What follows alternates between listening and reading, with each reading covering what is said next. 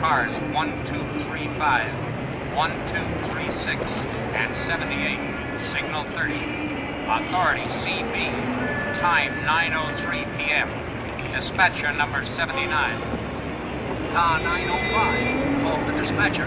KEA 394. Dispatcher KEA. 73rd Precinct. Address 171 Herzl Street. Cars 1634, 1635, and 89. Signal 32. Auto, out-of-town license plates. Operator entered basement at address. Authority CB.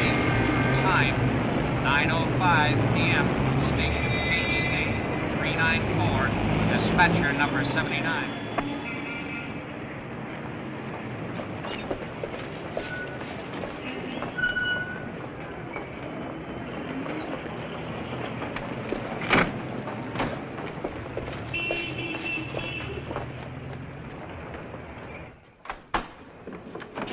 Hello, Murphy. We're late for the ceremony. Still up in the stride room? Lieutenant Thomas will be in charge of this precinct. And no one else. So far as you are concerned, he has no superiors. You'll give him your cooperation and your obedience. And I expect this precinct to maintain its present high record with the department under your new lieutenant. Do you wish to make any remarks, Lieutenant? I'll talk to the men individually. Good idea. Dixon, I want to talk to you. I'll use your office, Thomas. Yes, sir. That's all, boys. Congratulations. Congratulations. Good luck, Lieutenant. Sit down, Dixon. We've had 12 more legitimate citizen complaints against you this month for assault and battery. From who? Hoods, dusters, mugs? A lot of nickel rats. You're a big disappointment to me, Dixon. You've just seen a man who started out at the same time you did take a big step up in the department, which is something you'll never do unless you get hold of yourself. I know what to get hold of, sir. A little more pull. Sit still. You've got to learn, Dixon, what's expected of a police officer and what isn't. Yes, sir. I'll try to learn not to hate hoods too much. You don't hate hoodlums. You like to beat them up. You get fun out of it. You like to read about yourself in the newspapers as the tough cop who isn't afraid to wade in anywhere. Your job is to detect criminals, not to punish them. Is that all, sir? I'm reducing your rank, Dixon. You're going back to second grade. Any more complaints against you for cruelty or roughhouse, and you'll be back in uniform, pounding a beat. It's no fun telling you this. You're a good man with a good brain. But you're no good to the department unless you learn to control yourself. All right, you can go now. Thank you, sir, for the advice.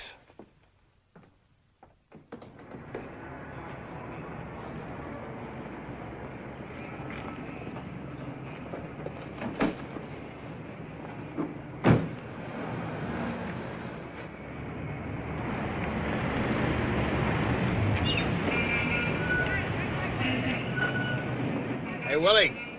Willie! How you feeling, Willie? Feeling fine, thanks. You think you better be in bed, Willie? Parole rules allow me to 12 o'clock. I got 20 minutes yet. How's Mr. Scalisi, Willie? What are you trying to do, trap me? I ain't consorting with no questionable characters, and nobody can prove that I am. That's a nice boy. You better get to bed. It's good fun. Sure.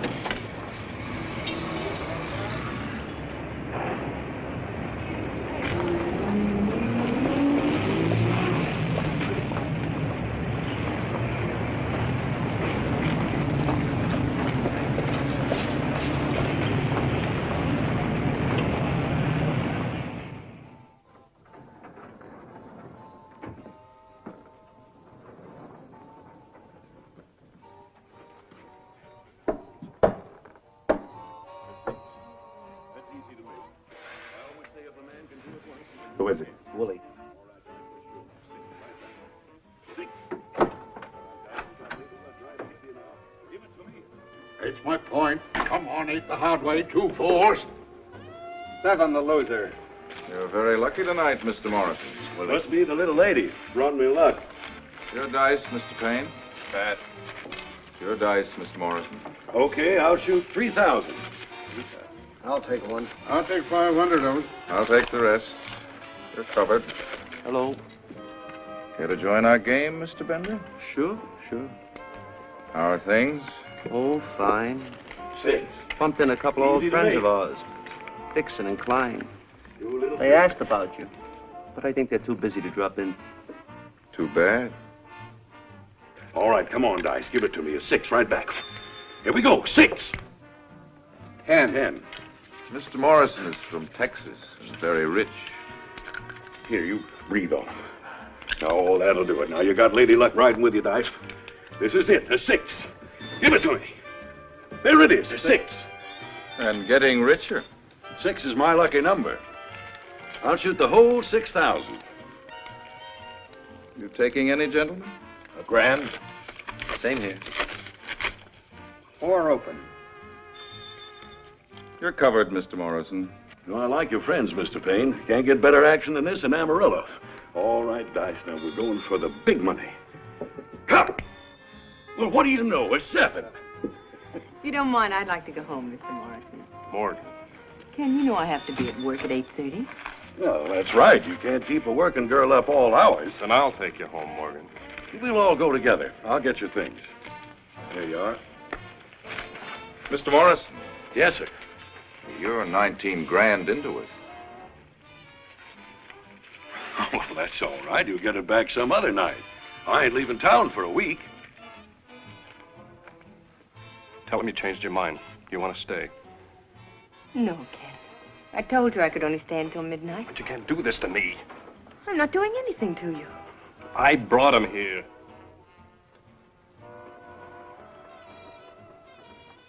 Oh. So that's it. Yes, that's it. And you're fouling me up again. That's all you ever do is foul me up. You're telling him to stay. No, I'm not. Why, you... Morgan. You heel!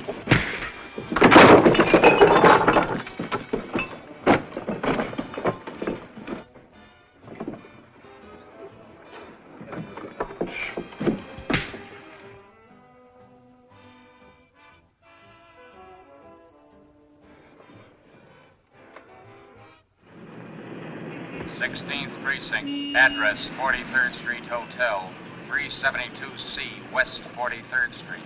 Cars 6, 18, 6, 19, and 12. Proceed immediately. That's us. Signal 30. Authorities. Time 12:50 a.m. WPEG dispatchers.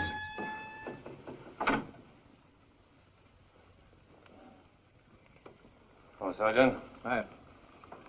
Riley. Hi, Sarge. Hi. Dice joint, huh? Yeah, a floater.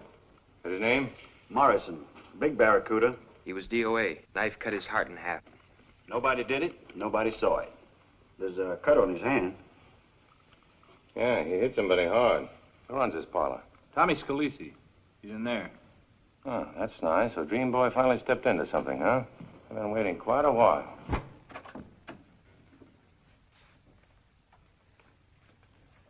You should have gone home to bed, Willie, like you were told. You'd be asleep now, with no parole troubles. I live in this hotel. I just dropped in for a cigarette. Oh, how do you do, Mr. Scalisi? Where did you hide the knife, Dream Boy? Go easy, Dixon. Keep your hands off me. Talk. Wise up, Mr. Dixon. You made a monkey of yourself 2 years ago trying to hang something on me. Who killed him? You or one of your playmates? You find a corpse and right away I'm a killer. You've been a killer for a long time. Have I? As I remember it, the jury found me innocent. And they weren't out more than 15 minutes. You're still a killer. What are you always trying to push me in the gutter for, Dixon? I got as much right on the sidewalk as you have. Don't talk to me about rights. You're a hood and a murderer. You're a pretty smart rat, Scalisi, but this is your off night. What are you always jumping after me for, Dixon? 4 years, jumping after me like I was somebody special. Why? That's right. Getting you is a special job of mine. I can't figure you out. Your father liked me and... Shut up. Hello, Lieutenant. Got anything, Dixon? I've been waiting to tell you what happened, Lieutenant. Take them outside. We'll question them later. Congratulations on your promotion, Lieutenant. Okay, let's have it. Mr. Morrison was brought here by a fellow named Ken Payne. Sort of an acquaintance of mine. There was a girl with him. I didn't quite get her name. A Morgan something. Mr. Morrison wanted a little friendly play. How much did he win? He didn't win. He lost. You're lying, Scalisi. Let's hear his story first, Dixon. He lost $1,000 or so, but he didn't care. He was making a play for this girl, showing his stuff. Payne was jealous. He hit the girl first, smacked her hard in the face, and she ran out. Then Morrison tackled Payne. Morrison pulled a gun, but Payne had him so he couldn't shoot, and they wrestled into the bedroom. Before I could call the cops, Payne came out. He didn't say anything, just left. Then Morrison came out and fell on the floor. He was dead when I got to him. What did you do with the knife? There wasn't any weapon. Payne must have taken it along. You're lying, Scalisi. Let me handle him, Lieutenant. What is Payne's address? I don't know.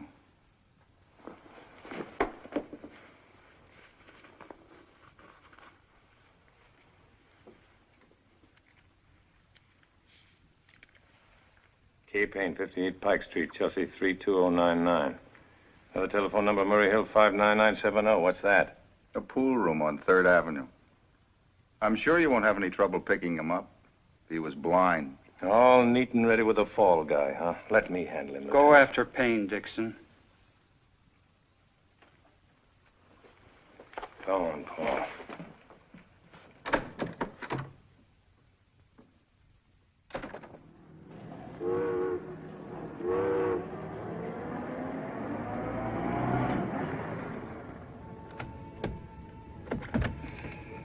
Keep the change.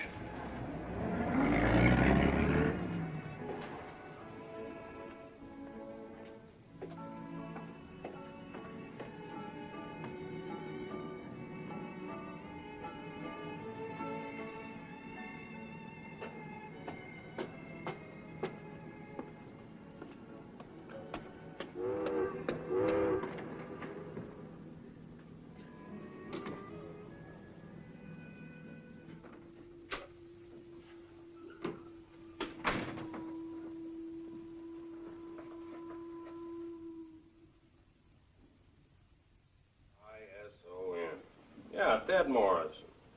Kenneth Payne calling. Don't answer. Maybe he's in the bar. Haven't paged. But I gotta talk to him. It's important. Trying to get Ted Morrison on the phone, huh? Who are you? Detective Dixon, 16th Squad. Get out.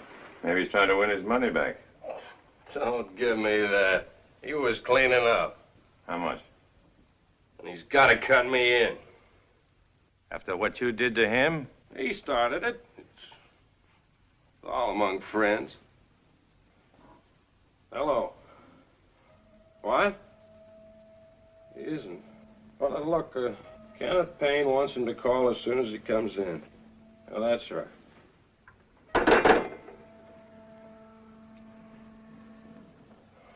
I said get out. I don't like cops. Ted Morrison is not going to call you back, Payne. Nobody asked you. Somebody sunk a knife into Morrison. He's dead. Dead? You're lying. Scalisi is trying to frame you. Says you knifed him. Go home. Look, I'm trying to help you, Payne. Scalisi and his boys are hanging a murder on you. They knocked him off to get their dough back after you left. Come on. Go on. No cop's gonna touch me. Stand up alone, then. I'll stand up when I want to. Get out of here.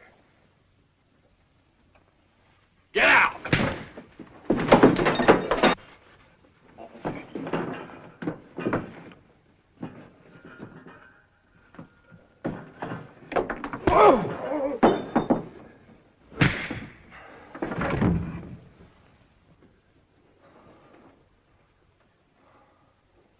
Don't Okay, buddy. Come on, let's go.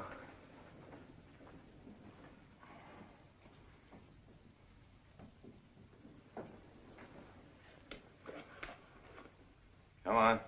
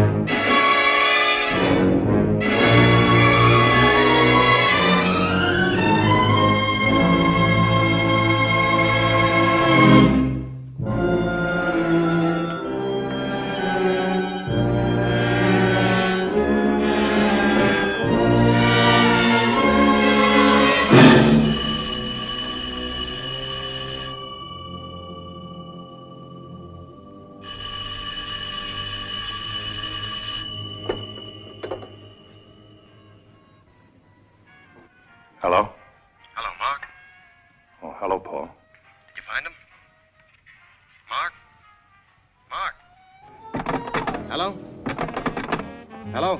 Operator, this is a bad connection. Get this line clear. Mark? Can you hear me? Yeah. I picked up some stuff on him I thought you ought to hear. Go easy on him. He's a war hero. Got a hat full of medals and a lot of newspaper friends. When he first got out of the service, he wrote a syndicated column for a few months. I thought I'd tell you so you don't mess him up if you run into him. Going to wait there for him? Yeah, I'll stick around in case he shows up. So long.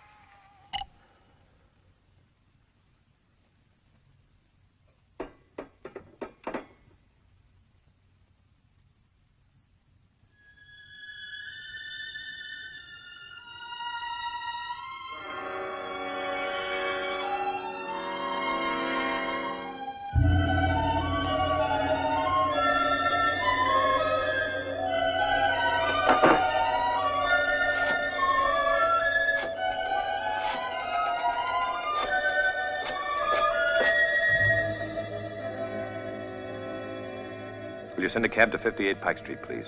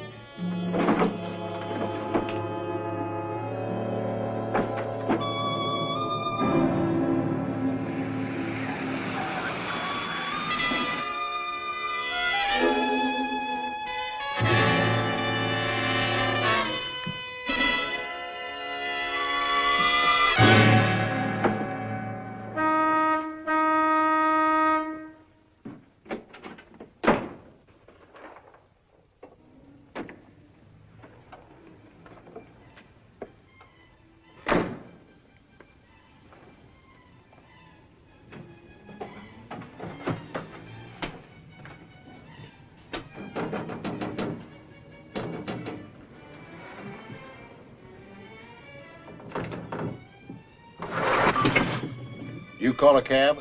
No, not me.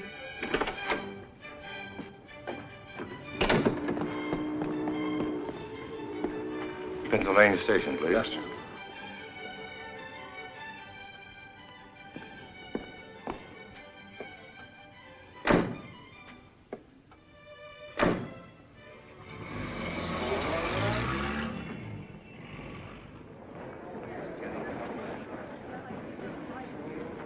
Your ticket to Pittsburgh. The first train out.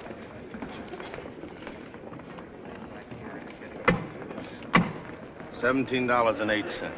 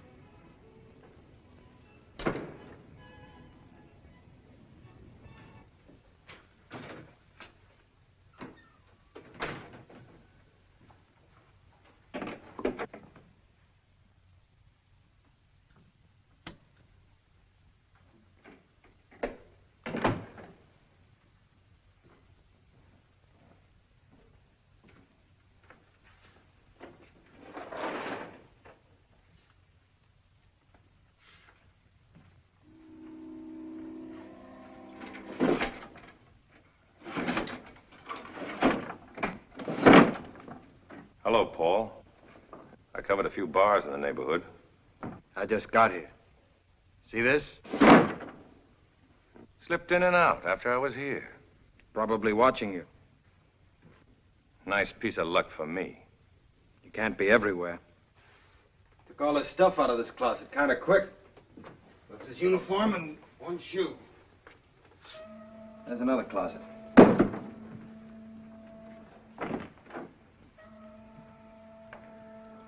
Nothing in there. It's empty. Maybe somebody saw him get away. There's an old lady in the window downstairs.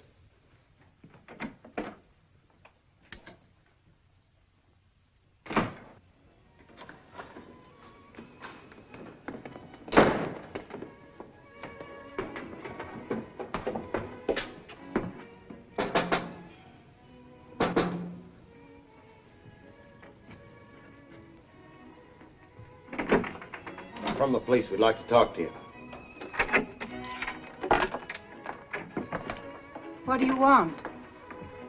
How long have you been sitting here? Since after dinner. I always sit here at night.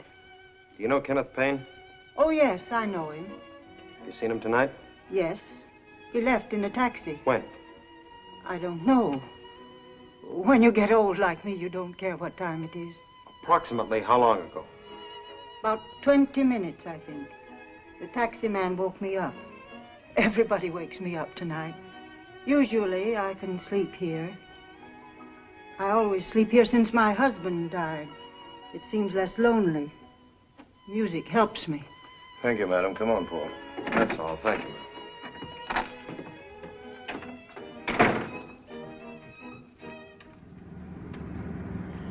He's running for it, huh? We'll get him.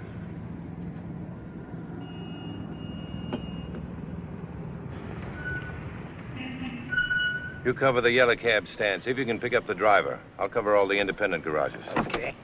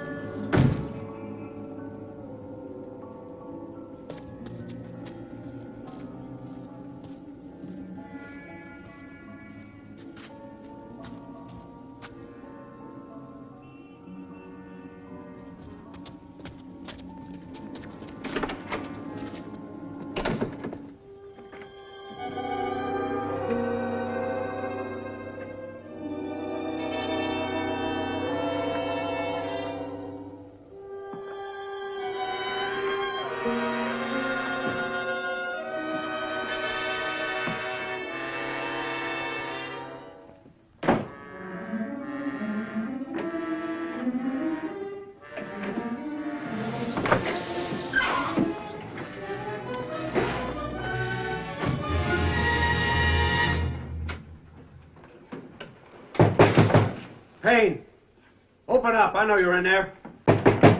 Open up, you dirty rat. Open.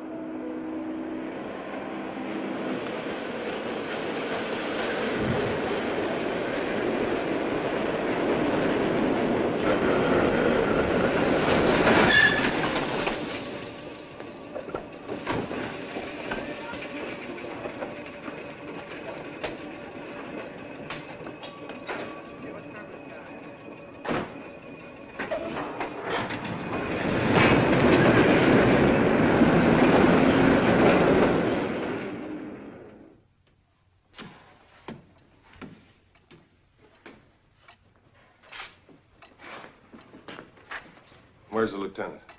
Sanders. It's in there.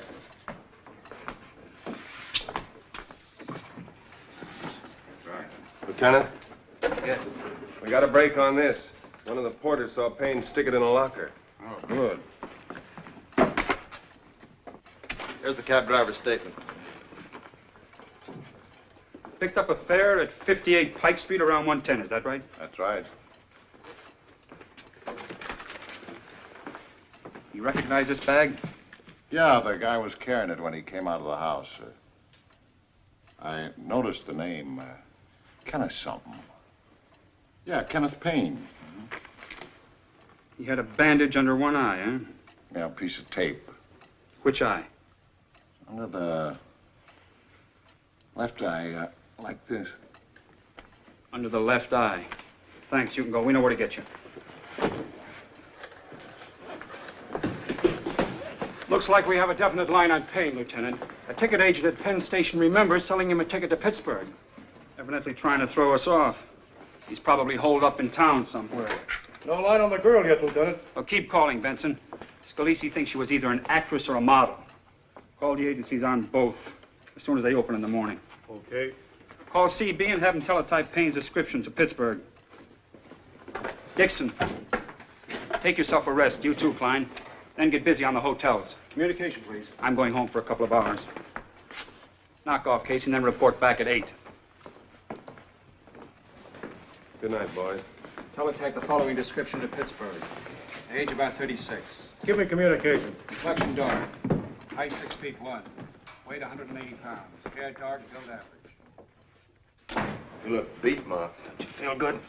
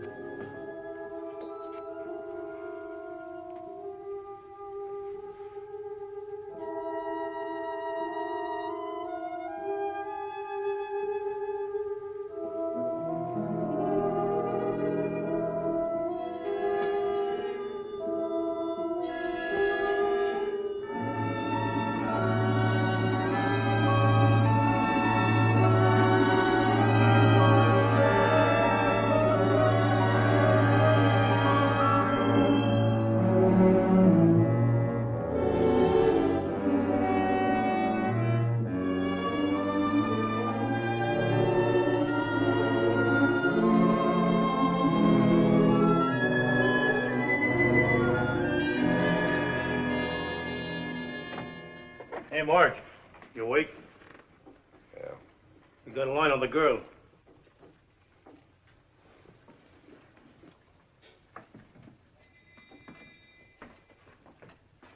Her name is Morgan Taylor. Lives up in Washington Heights. I got her phone number. What is it?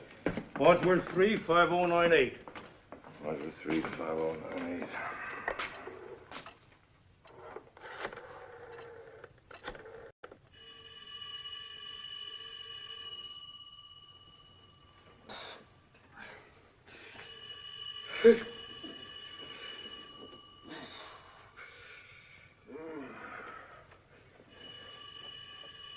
All right. Wait a minute.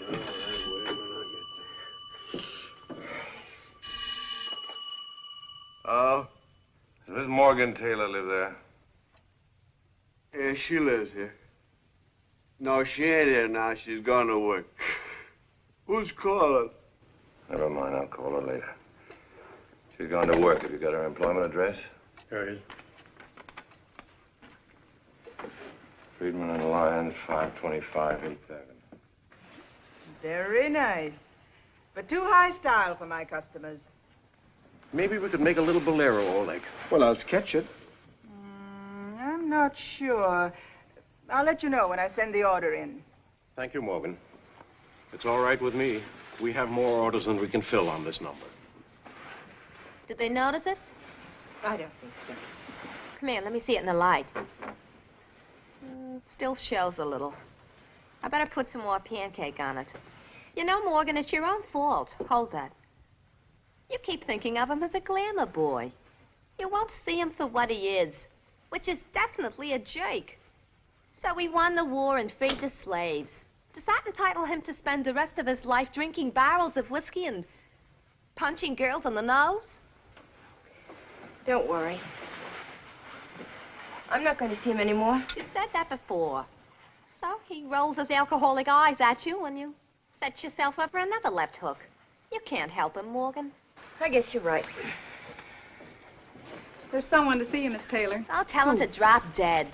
It's important. Mr. Friedman said to come to the office right away.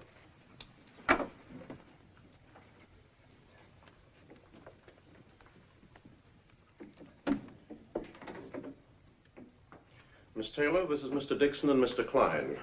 They're police detectives. How do you do? How do you do? Just sit down, please, Miss Taylor. We'd like to ask you a few questions. What would you like to know? You were with Kenneth Payne last night? Yes. You were at a so-called floating crap game in the apartment of a man named Scalisi at the 43rd Street Hotel, is that right? Yes. Have you been in touch with Payne this morning? No. Have you any idea where he might be? No, I haven't. From what we hear, you're pretty well acquainted with Payne. Yes. How well? Could you tell us, please? I'm his wife. Is that so? But you're living with your father, we understand. Ken and I separated 3 months ago. What happened at Scalisi's while you were there? May I know why you're asking me all these questions? We'd rather tell you afterward, if you don't mind. Well, Kenneth was drinking, and we had a quarrel. I understand he hit you. Yes. Did you see him hit Morrison? No, I didn't. I left. Where'd you go? Home. Take a taxi? No, I met my father at his stand, a block from the hotel. He's a taxi driver. He drove me to the subway. Did you hear from Payne after you got home? Yes, he telephoned. What'd he say? I don't know. I hung up. What time was that? About 12:30. Did he call from his house? No, How do you know if you hung up without talking to him? because my father went down to Ken's place after he dropped me. What for? Really? Is this necessary? We think so, Miss Taylor. Well, I didn't want to tell him anything. But I was crying, and he noticed the bruise. What'd he say? He was very angry. He told me before that... What? Well, that if Ken ever hit me again, he'd beat his head off. Morrison was killed last night. No. At Scalisi's place, shortly after you left. He was killed with a knife. And you're looking for Ken? Because you think he did it? When did your husband start getting jealous of Mr. Morrison? Jealous? That's silly. Mr. Morrison was somebody I hardly knew. You went out with him. No, Ken called me up and asked me out to dinner. You just said you were separated from your husband. Yes, but he kept insisting. And I felt sorry for him. When I got to the restaurant, he had Mr. Morrison with him. Then after dinner, Ken took us to this gambling place. And then I realized all he wanted to see me for was to use me as a sort of decoy to help get Mr. Morrison to go there. I was sinking pretty low, I thought. Poor Ken. He must be desperate for money. Why did Payne hit you? Because I wanted to go home. He didn't want Mr. Morrison to leave. Because Morrison was winning. Yes, How much was he ahead? a great deal. I think they said about 19,000. Thank you for the information. We won't bother you any longer.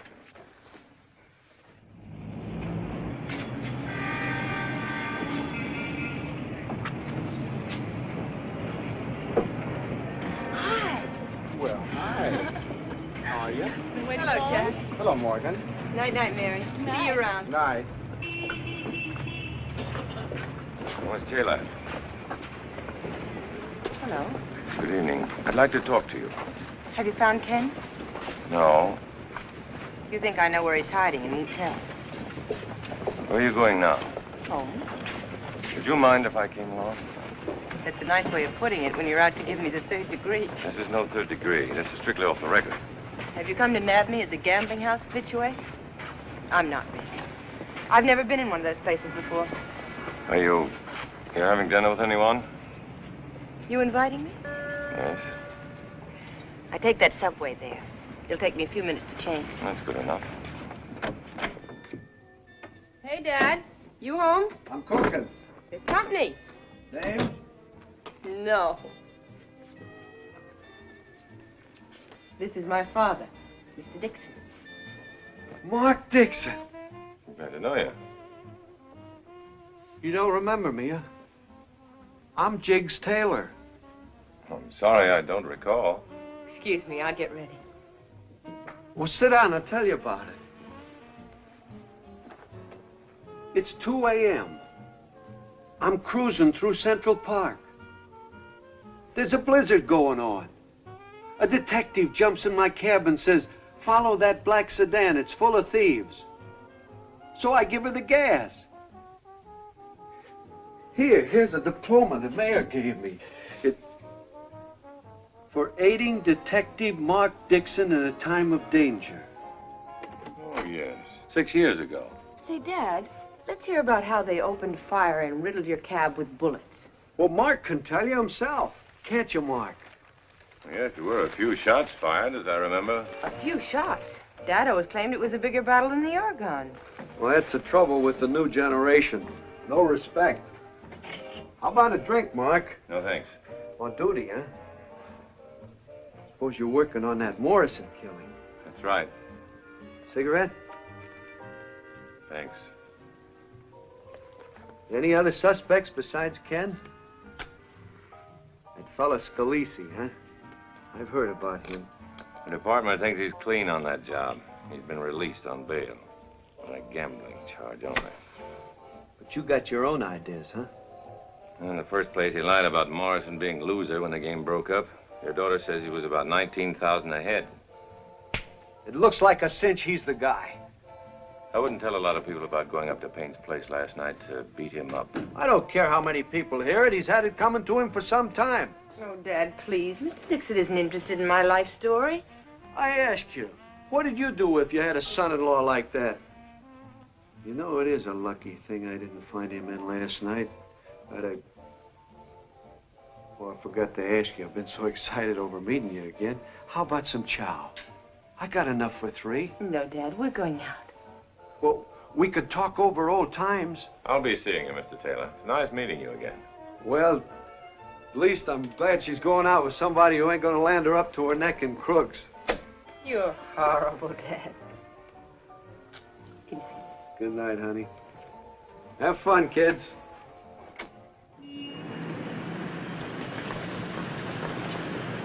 Good evening, Mr. Detective. Where you been hanging out? Hello, Martha. Good evening. How do you do? You know, I like places like this that specialize in good food instead of head waiters. It's the worst food in town. But don't worry, they usually serve a stomach pump with a dessert. Who invited you to come to my restaurant, Mr. Detective? Not me. Martha's the head of a ring of burglars. My presence makes her nervous. Yeah, last night we got a whole basket full of diamonds. You want to see? Bring us 2 of your dangerous dinners, Martha. You know how much I've been offered to poison this man? $10. That's right, I'm holding out for 15. 2 dinners. You want wine? Bring a small bottle. Same old cheapskate. She adores you, doesn't she? She ought to. I sent her husband up. Was he really a burglar? Wife beater. Oh, she's wonderful. But she's under wraps tonight on account of you. I don't usually eat here with a dame. Oh, I mean... Dame's girl. all right. I imagine you bring your wife here. There's no such animal. Oh, my dad told me you were married. Your dad is not a reliable source of information. You're quite right. I never knew anybody who tells so many lies. He does it for fun, though. He's always driving kings and queens or movie stars and overhearing the most amazing conversations. Like your dad, huh? Crazy about him. I hope you come here often, young lady. For 5 years, this man sits in my restaurant frightening everybody away. A detective in the window, you can imagine how people want to come in. But now with a beautiful lady, he looks almost human. How's the soup? Horrible. It's very good. Thanks. Eat all you want. Have you been trying to get in touch with Payne? No. I don't quite know what to do. When were you married? After he came back from the war. But we knew each other before that. You said this morning you were separated. 3 months ago. Why? It's hard to say why you leave a man, or why you stop loving him. I always blamed Ken. But I guess it was my fault, too. Not understanding what made him seem so mean and impossible. I guess the chief thing wrong with Ken was no job. Lots of pride. Too much pride. A man can usually find work if he wants to. You're worried about me feeling badly because he's going to be arrested, aren't you? Something like that. I think I'll stick by him if he is. He'll need me. I owe it to him. Still love him, huh? In spite of everything. No. It isn't love anymore. Mr. Detective, telephone. Excuse me. That must be my partner. Probably wants to know what I'm eating.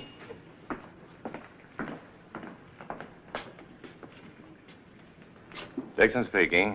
Been trying to get you for an hour, Mark. Big doings. We found Payne. Where did you find him? River Watchman reported to the 6th Precinct down here that somebody slugged him last night. He just punched his clock at 3 a.m. Sent a couple of men over to talk to him, but they couldn't make head or tail of the slugging. Nothing stolen, nothing missing. Tell the watchman, remember, the man held something like a body. They started dragging the river and brought up Payne a half hour ago. Who's that? Mark. Mark? Thomas. We found Payne in the river with a skull crack. We'll meet you at his apartment in 15 minutes. Be there. Okay, Lieutenant. What's the matter? You look sick. Give me the check. You gotta leave the beautiful girl just when she's beginning to like you. That's what you get for being a detective. No fun. Always chasing the wrong people.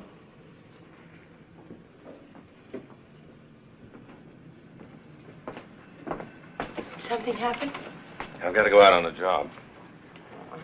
Please, finish your dinner. It's really very nice. Best chicken and rice in town. I'm sorry you have to leave. Thanks. So long. Bye. Good night.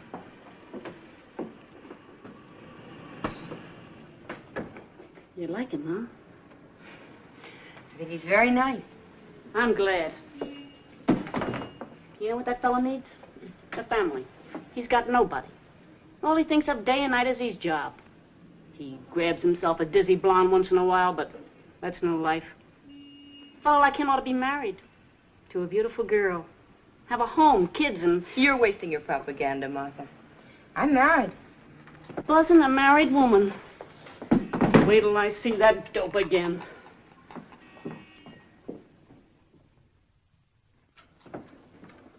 You got it? It's blood, all right. Quite fresh. I'd say not more than 24 hours. Get it to the lab right away. Okay. That clinches that Payne was killed in his room. Somebody came in there and slugged him. He bumped his head on the floor when he fell. He had a silver plate in his head as a result of a shrapnel wound in the war. The fall must have killed him. I buy that, Lieutenant. The killer tried to get the body out, but he was surprised by someone. Probably Dixon when he came through the front door. He ducked behind the staircase here and hid the body. That's the reason for the bloodstain on the wall. If it is Payne's blood. Now, we'll get the lab report shortly. Now, we can establish the time of the killing is between 12:30, when Payne must have got here, and 3 a.m. when the killer knocked out the watchman on the pier. Hello, Dixon. You know Mr. Gilruth from the DA's office. Sure. How are you? Hello. A lot of fancy footwork you did last night, Dixon. You and Mr. Payne. That couldn't be helped, Lieutenant. I can't understand how you didn't see him. You came in here at 12:50. Klein talked to you on the phone. That's right.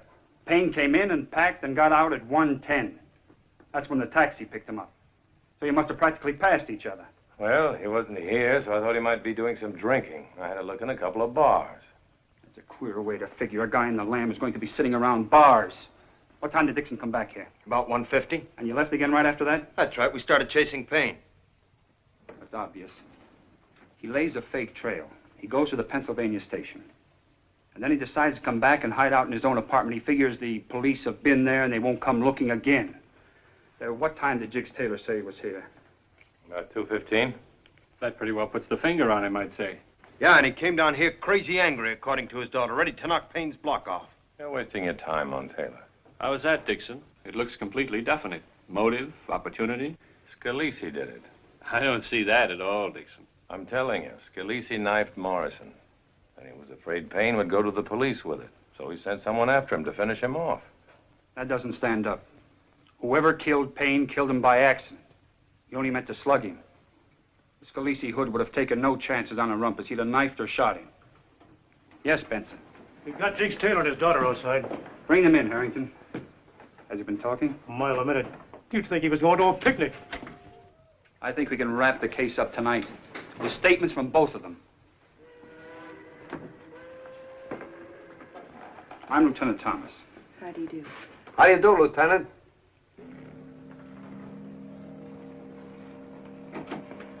I was expecting this, as I told the boys on the way down. The minute I heard Ken was murdered, I knew I was in for a going over. Haven't been at the scene of the crime. You were all ready for us with your story, huh? Won't take long. Save you a lot of time, give it to you without you having to pump me. Everything that happened. Came down here last night around 2:15, looking for my son-in-law. You were pretty worked up, huh? I'll say. I told him last month if he ever laid a hand on Morgan again, I'd slap him silly.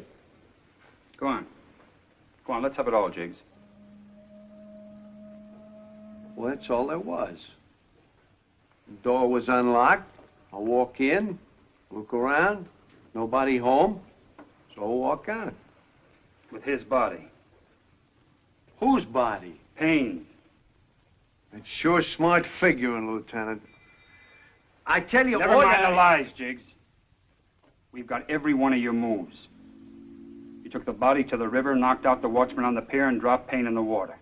Oh, so I knocked out a watchman, too, huh? That's fine. Okay, now let me tell you something. I didn't see Payne.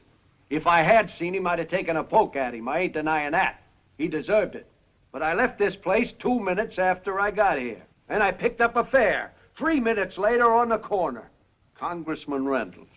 Took him up to the Astor Hotel. Told me Check down on that, what... Klein. Yes, sir. Sure, check. Check all you want.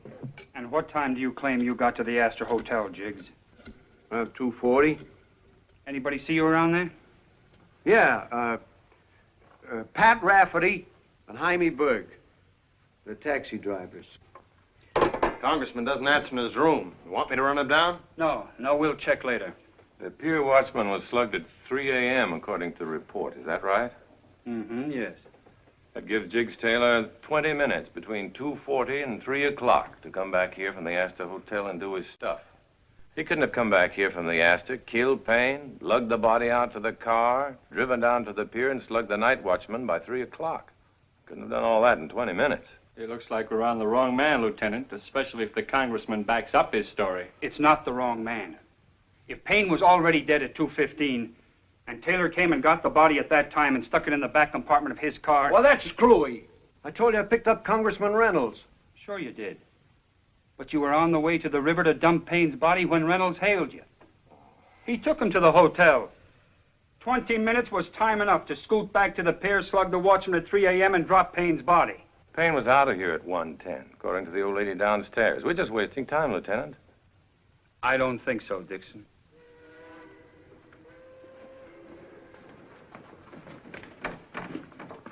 Bring them along.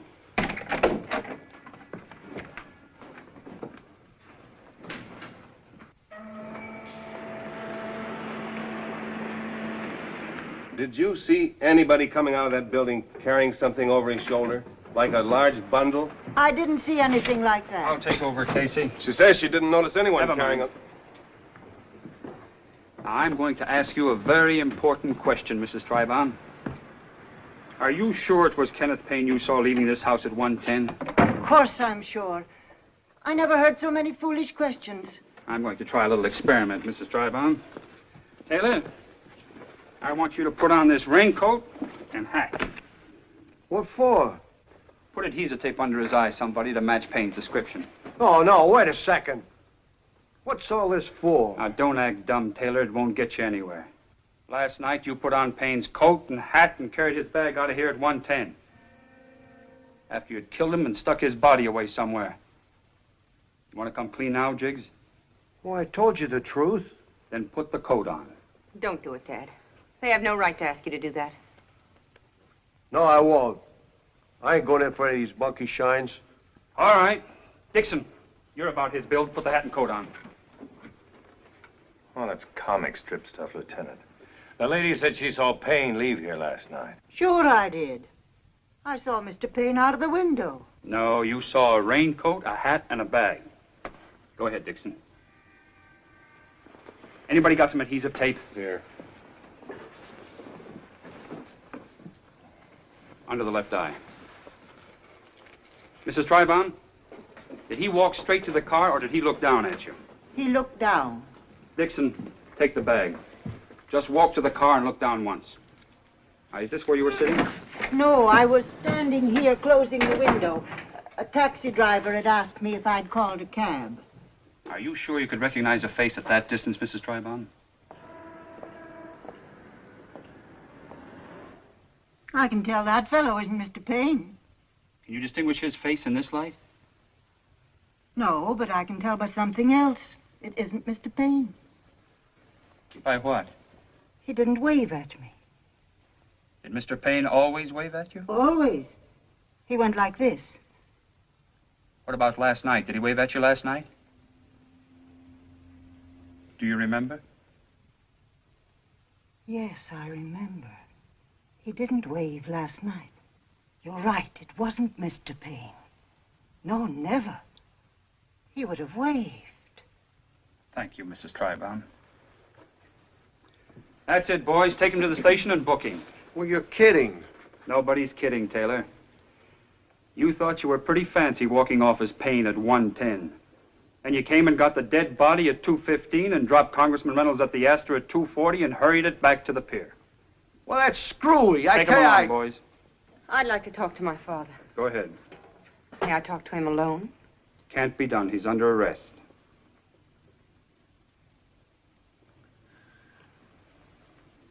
Dad, please.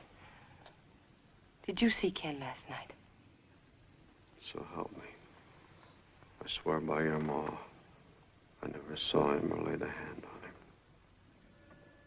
I believe you. You take Miss Taylor home, Casey. We're knocking off for tonight. I'd rather go alone, if I may.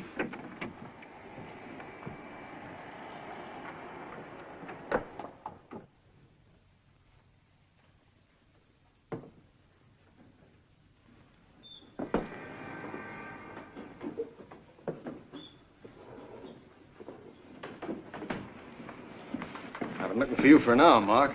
Scotch and water, Bill. Gotta hand it to Thomas. He wrapped this one up quick. His first job, too. I didn't think he had it in him. Stop talking like an idiot. He bungled it. Oh, wait a minute, Mark. That ain't fair. Don't tell me what's fair. I know. Scalise did it. Scalise did both jobs. Morrison and Payne. You can't go against the facts, Mark. I bet Jiggs Taylor confessed the whole job in a day or two. See you later. Where you going? I'm going to get it out of Scalise. Wait a minute, Mark. You're not on that end of it. You know the boss's orders. He's got a plan on Scalise. Let me go. Look, Mark, I'm gonna give it to you straight like a friend. I don't like to see you made a monkey out by a girl with a pretty face. You got a record to protect. You're as dumb as Thomas. Come on, I'll drive you home. You're driving me nowhere, you dumb lug. You stick with your boss and his orders. You let me go or I'll paste you.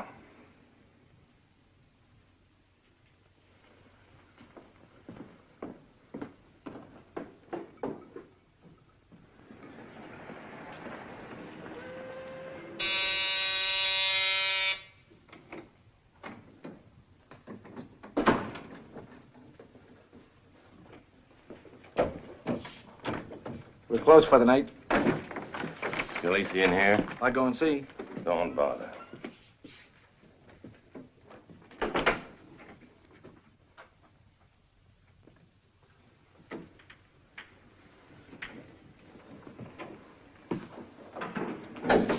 Get your clothes on, Scalisi. When I'm ready, Mr. Dixon. Hey, cut that out. Okay, Steve. I warn you not to touch me.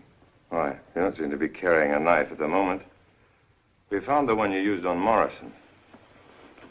That's a lie. Is it? It's always a pleasure to watch a cop four-flushing. I don't like rats to grin at me. That's too bad. Maybe I'd better show you my hand, dream boy.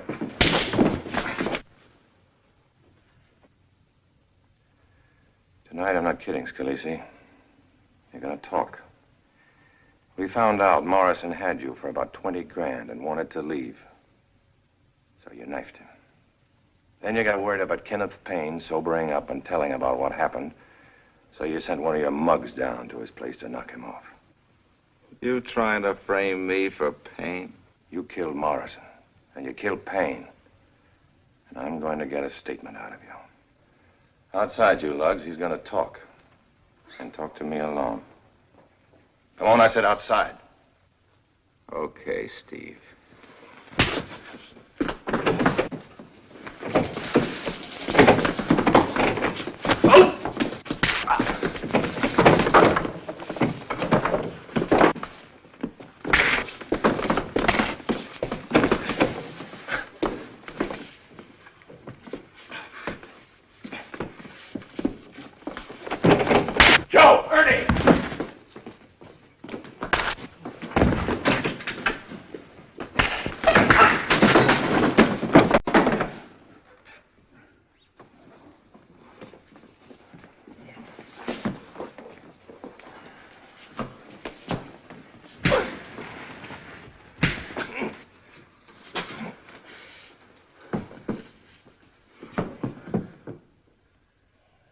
Better have a look out front, Kramer. Yeah.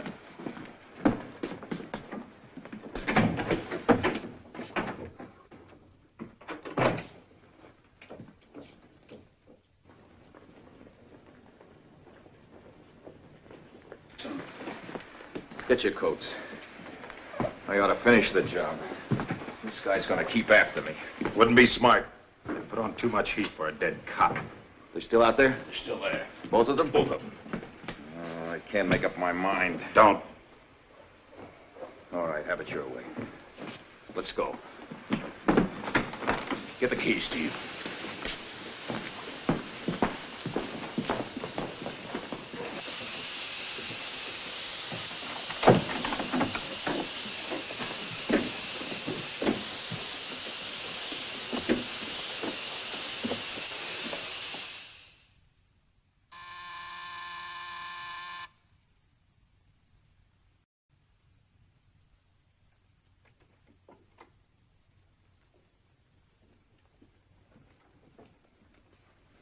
Yes? Mark Dixon.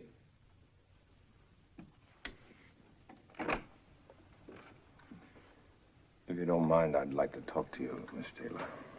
What's the matter? You're hurt.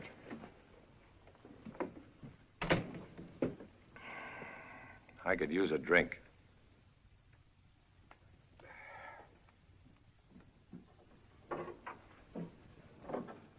Where the devil am I? I keep coming and going.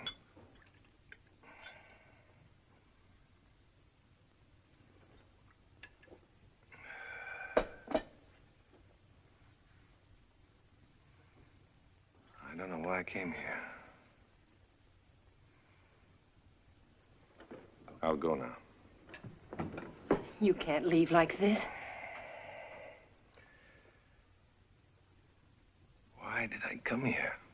I must have had something on my mind. What happened to you? A run-in with Scalisi and his pals. Shouldn't I call the police? Let's leave the police out of this. I made a big idiot out of myself tonight. Bigger than usual. Did I bungle this one? I'll fix your head. Come with me. I suggest you use an axe.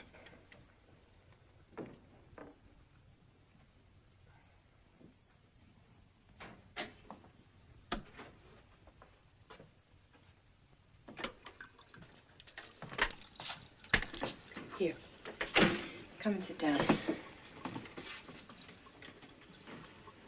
What did they hit you with? Various objects. Why did you fight with Scalisi? Did it have anything to do with my dad? In a way, yes. You don't think Dad did it. You don't think he's guilty, do you? What I think doesn't matter. Row nickels. Most important thing is that you need a lawyer. That's what I came here for. You need a big-time lawyer. Here, hold this. One that can't lose. But if Dad's innocent, I That don't see why... doesn't always help. Innocent people can get into terrible jams, too. One false move and you're in over your head. How much money have you got, you and your father, for a lawyer? None? No savings? No. Payne got him, huh? Yes.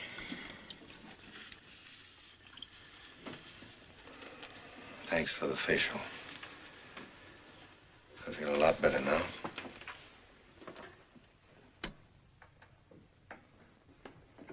You're going back to bed. I'll be back in the morning about 8:30. You wait here for me. You're not fooling me. You do believe Dad didn't kill him? Your dad never touched him. Good night.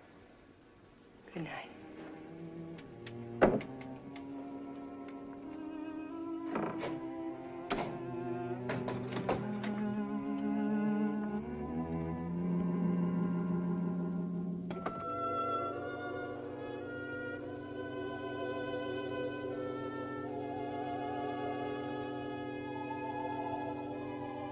I'm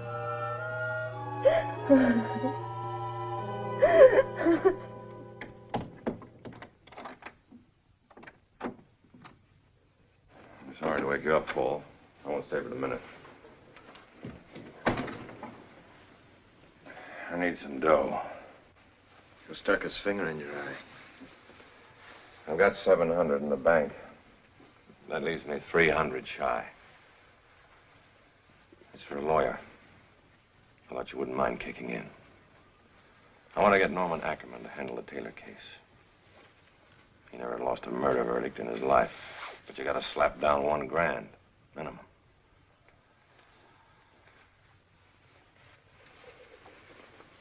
Be right with you. Who is it, Paul? Mark. He wants $300. For what? For a lawyer, for his girl. Since when has that gorilla head got a... Shh. Please, Shirley, don't argue. After the way he treated you, to have the nerve to come here and ask for money... I told you. No arguments, please. You told me you were never going to talk to him again. I don't know, Shirley. Sometimes you really get me sore with this kind of nagging. $300 for a man you were going to punch in the jaw the next time you saw him.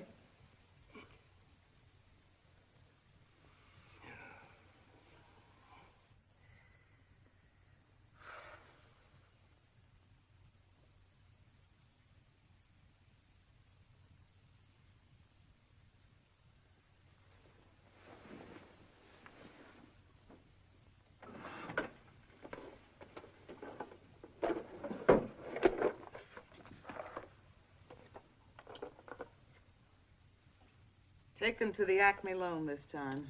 You'll get more. Who knows? I might even get to wear them someday.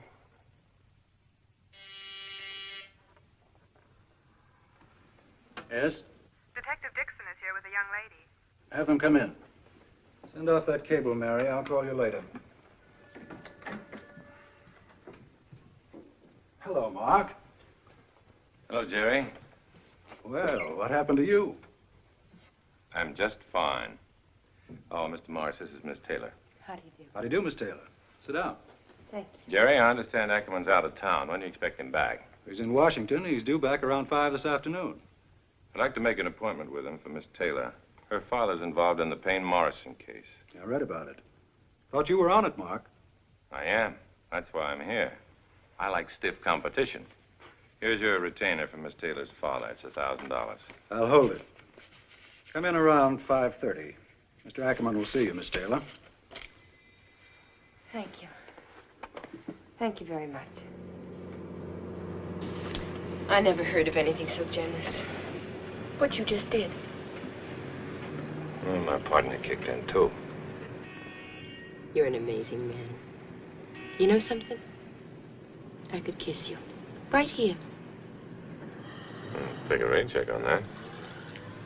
I'll give you an alibi for your boss. Tell him you're late because of police questioning. Mr. Friedman has dispensed with my services. I'm the notorious Miss Morgan Taylor, Bradford buyers. Might take their minds off Mr. Friedman's creations. That mug, I'll run him in. I bet you would. All right. Goodbye. There's a phone call for you, Mr. Detective. Do you want to answer it? No, I'm busy. That's what I thought. I told him you weren't here. It's wonderful the way he looks at you. He didn't even eat his ravioli.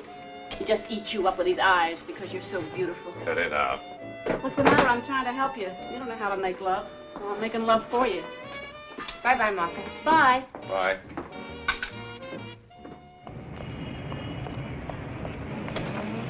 It's a wonderful day. No job. Everybody against me. My poor dad sitting in a cell. And it's a wonderful day. Isn't that amazing? Hey, Mark. Excuse me. Hello, Mike. There's a forthwith out for you. Where you been hiding? In a manhole? What's up? Skipper's chewing on the telephone. Come on. Mind going up to see Ackerman alone? Might be better at that. And wait for me at my hotel, 230A East 54th. I'll be there, Mark. And thanks for everything. Let's go.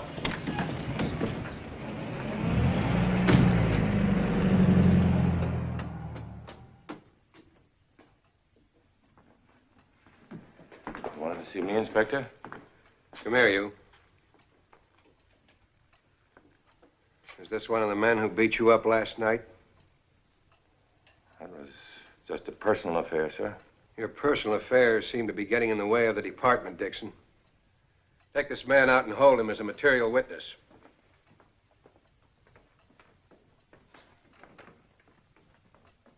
You had no business going after Scalisi. You were asked not to. You were told to lay off by your superior. I thought I could get a statement out of him. Well, you didn't. And now you've driven Scalisi to cover with your bullheaded tactics.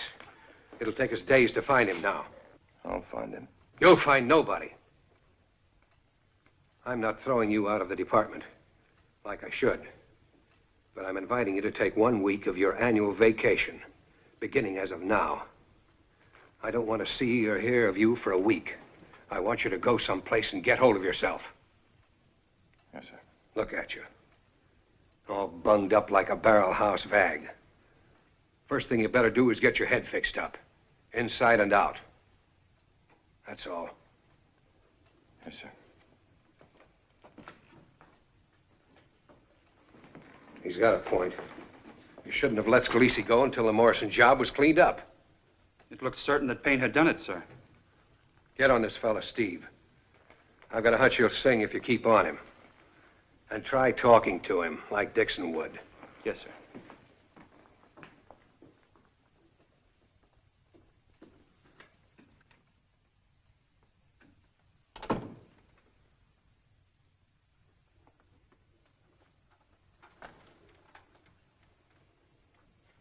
Sit down. You are going to talk. You were in that crap game with Morrison. Yeah, but I didn't see nothing. I want straight answers. And I want them now. Hello. Did you see Ackerman? Yes.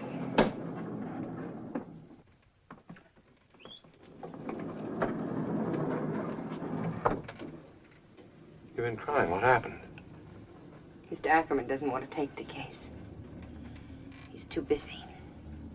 There are other lawyers. I'll get in touch with Bill Cantwell. He's as good as Ackerman. It won't help.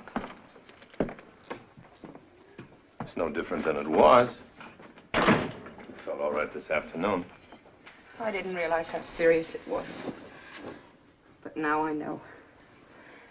I thought because Dad was innocent, nothing could happen to him. But it will. It won't. It's already happened. He's in jail. They'll try him. And he didn't do anything. Somebody else did it, and he's got to pay for it. He won't be tried. Don't try and fool me. Ackerman didn't take the case because he was afraid of losing it. That means they might find him guilty. I'm not fooling you. Nothing's going to happen to your father. Why? You didn't sound so certain before. Now you're certain. Because he didn't kill Payne. Well, can you prove it? Yes. How? Mark, you know something you haven't told me. That's right. What? What is it? I'll tell you.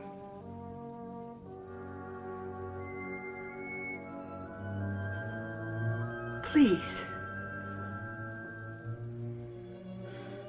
Oh, that's not fair. To stand there without telling me. Even if you have to break some police rule. If you know something, Mark. I can't stand thinking how he feels. He's never done anything wrong. You don't know him. He's sweet. He's always felt that everybody was his friend. Now he's in jail, like a criminal. You don't know what it is to have your father in trouble.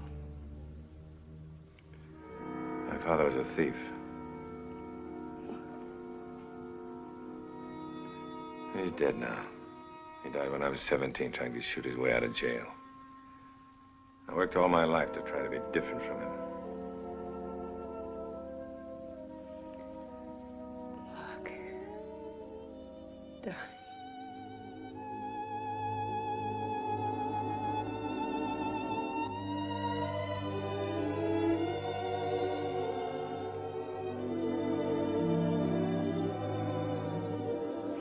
You better go home. Why, Mark? Because you're a sucker for wrong guys like Ken and me. You're not wrong. I trust you with my whole heart. I'm glad you told me about your father. You're not like him. I know it. Thanks. I've figured out what to do. About your dad. What? Don't ask any questions. I've got to do things a certain way. You look tired. Get some sleep. Thanks. I'm not afraid anymore. Everything's going to be all right, isn't it? Sure. It'll turn out all right.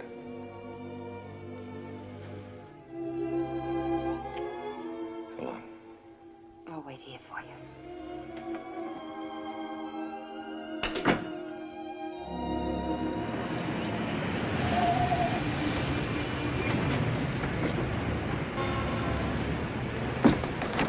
Okay, Mac. You ought to be more delicate, Mr. Dixon. I almost hit my head on the door.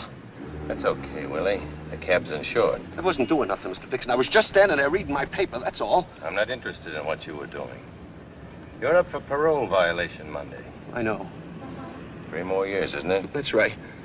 Would you like to duck that? You can't do nothing, Mr. Dixon. I can say I sent you up to Scalisi's hotel, using you for a stoolie. Yeah? Particularly if you prove it. Like how? Don't play dumb. You mean by squealing about the Morrison job? No, by telling me where Scalisi is. You're going to tell me, Willie. You'll save yourself 3 years and a lot of trouble. Bad trouble. Come on. What do you call this? Good trouble? You're asking for it, and you're going to get it. Wait. They'll kill me, Mr. Dixon. Where's Scalisi? I gotta find out first. A telephone. Let me get to a telephone. Okay. Hey, Mac. Pull up at that bar. Okay. Keep the change, Mac. Thank you, Mr. Dixon.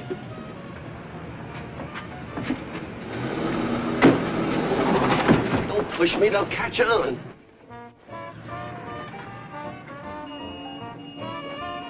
Get in our booth. I won't listen.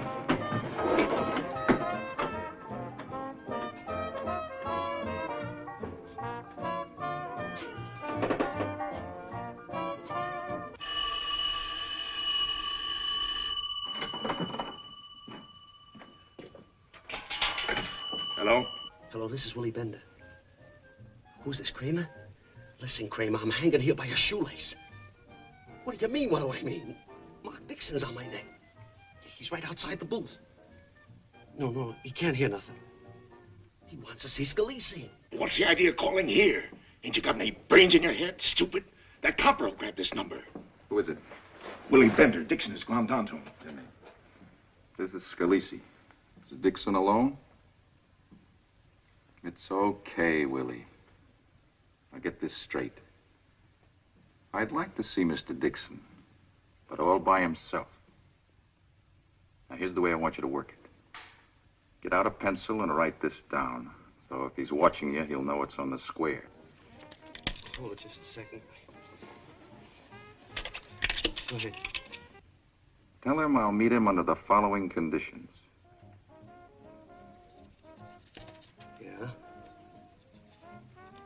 Yeah. Okay, I got it. Yeah. What did Scalisi say? Well, I wasn't conversing with Scalisi. I was talking to Kramer. And he says he'll contact Scalisi in an hour and that you should be in the East River Drive across the street from Bellevue at 3 a.m. And if everything's okay, he'll pick you up there. And he says you got to come alone. What else? That's all. Thanks. What about my parole? I've done everything I could.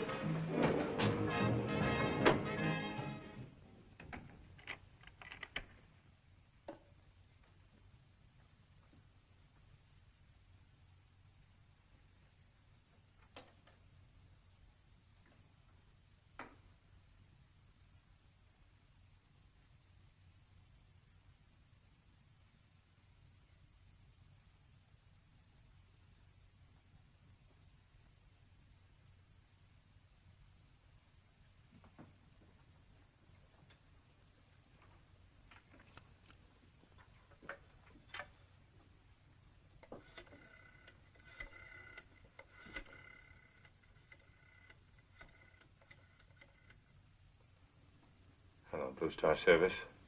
Send a messenger to the Greystone Hotel. You know where it is. Have him wait in the lobby. His name is Dixon, Mark Dixon. Right away.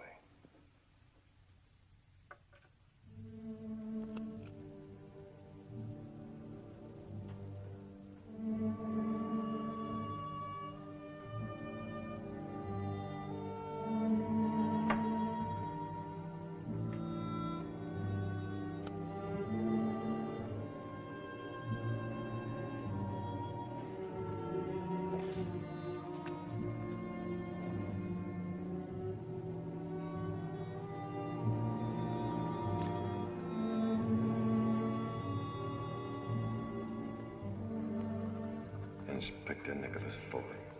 Dear sir, I didn't have the guts to tell you this while I was alive.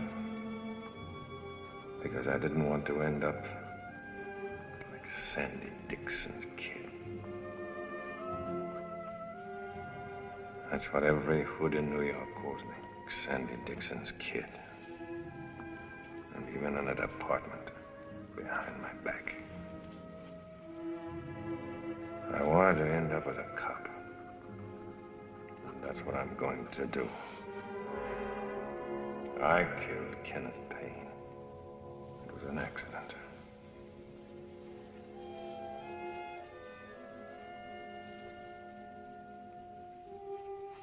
I went in to pinch him. He slugged me, I hit back. How was I to know he had a silver plate in his head?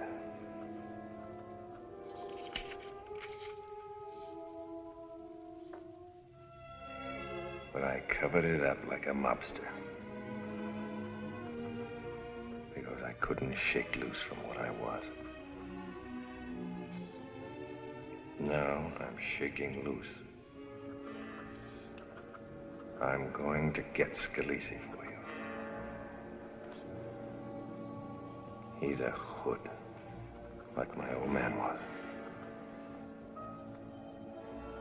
You won't have to worry about pinning the Morrison killing on him.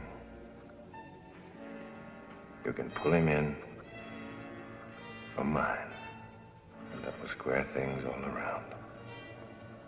Sincerely, Mark Dixon.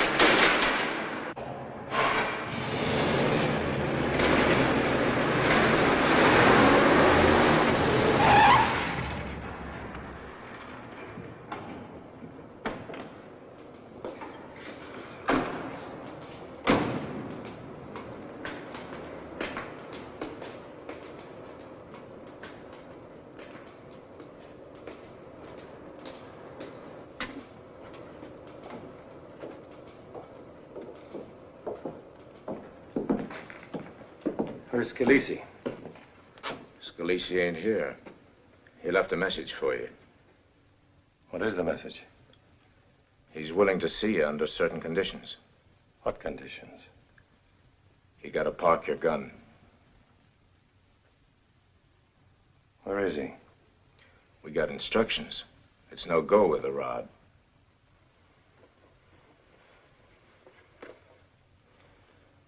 Put it down here.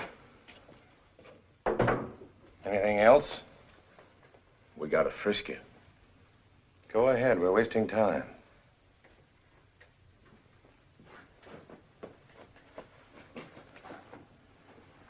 He's clean. Come on. It's okay.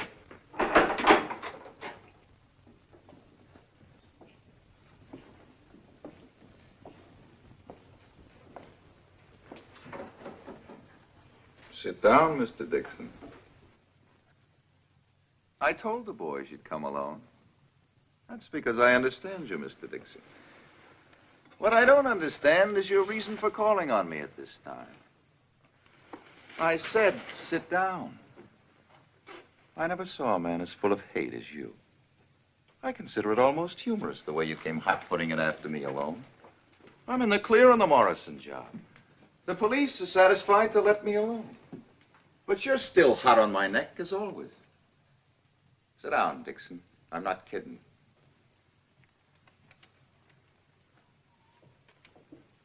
It don't add up, Dixon, you staying on my neck like this. Maybe you thought you could start me running by coming after me. Well, we're not running, Dixon. We're all fixed to leave tomorrow morning. Passports in order and everything. And I'm leaving you locked in here. It'll give us something to laugh about. You sitting here for a couple of days trying desperately to attract attention. It'll maybe give the department a laugh, too. Well, go ahead, Mr. Dixon. You came out here for something. Let's hear what it is. You've got something on your mind, the way you look, Mr. Dixon. I'm going to give you some advice, and you'd better listen carefully. You start mussing me up, and you're going to get it. Do you hear? You'll only throw one punch, and they'll let you have it. I've given them instructions. Hold it. No more shooting. Why, he asked for it. Sure he asked for it. That's what he came here for, so we should rub him out. He's crazy. I saw when I looked in his eyes. Kramer, get your stuff, fix him up. That's a fancy way of trying to frame somebody, getting yourself knocked off. A guy's gotta be out of his head for that. I didn't know a guy could hate that much. Not even you. And all because your old man set me up in business. I got it added up now, Dixon. I should have figured it last night when you tried to hang the Payne job on me. You were the first cop to get to Payne's house. You found Payne and slugged him and killed him. And you took the body to the river. And you had to slug a night watchman. And you've been walking around ever since, half cop and half killer. The man who hates crooks. The law that works by itself. The cop who can't stand to see a killer loose. So what is he? A hood and a mobster, like his old man.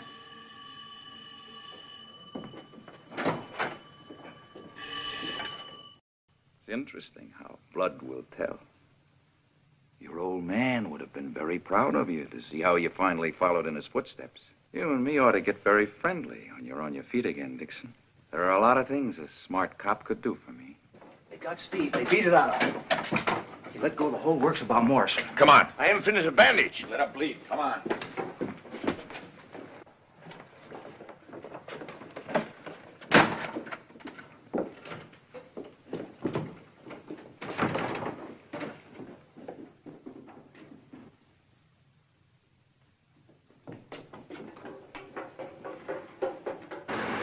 Get the elevator.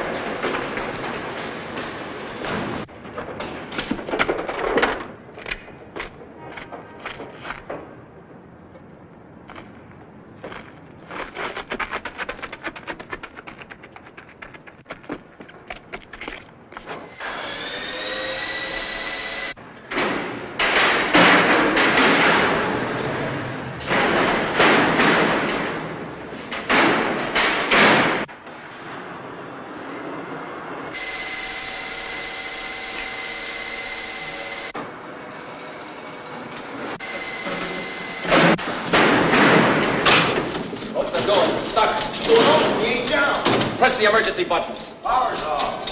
We're stuck.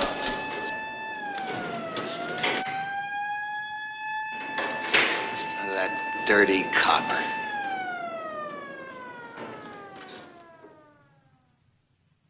Can't change, can you? Always have to break orders. Always have to do things your way. This time I've got to hand it to you. You hit the nail right on the head. Thanks, Inspector. Mark. They're letting Dad out. I don't know what to say. But thanks. He didn't do it single-handed, Miss Taylor. The department contributed a small share toward establishing your father's innocence. Not that I'm not proud of you, Mark. I'm putting you back where you were and recommending you for promotion. Oh, that's wonderful. There's your letter back. Since there was no report of your death, I didn't open it. You expected to die. I don't think Mr. Dixon knows what he expected. He was pretty sore at me when he wrote this. I think he's in a different mood now. Tear it up, Mark, and no hard feelings. And take a rest till your arm heals. Dad's waiting, Mark. Will you come home with us? Sounds like a nice holiday for a change, Mark. Go on, you have earned it.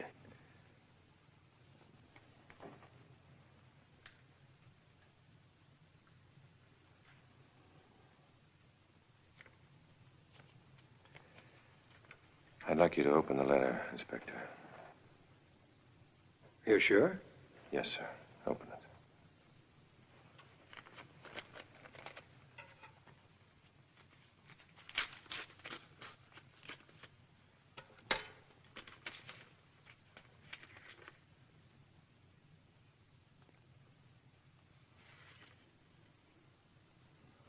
What is it?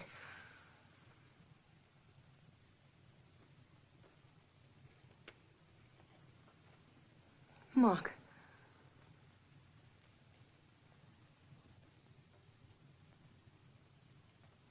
That clears up both cases. You're under arrest, Mark. No. What is it? Please tell me, Mark. Would you mind letting her read the letter, sir?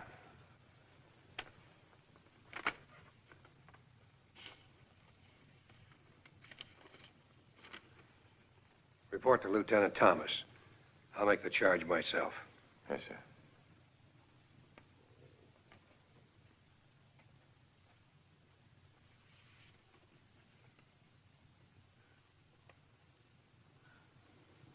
Mark. Goodbye, Morgan. No, Mark. They'll believe you. They must believe you. It was an accident. A mistake. Anybody can make a mistake. You mean you'd give Sandy Dixon's kid another chance? Every chance in the world. That's enough to live for.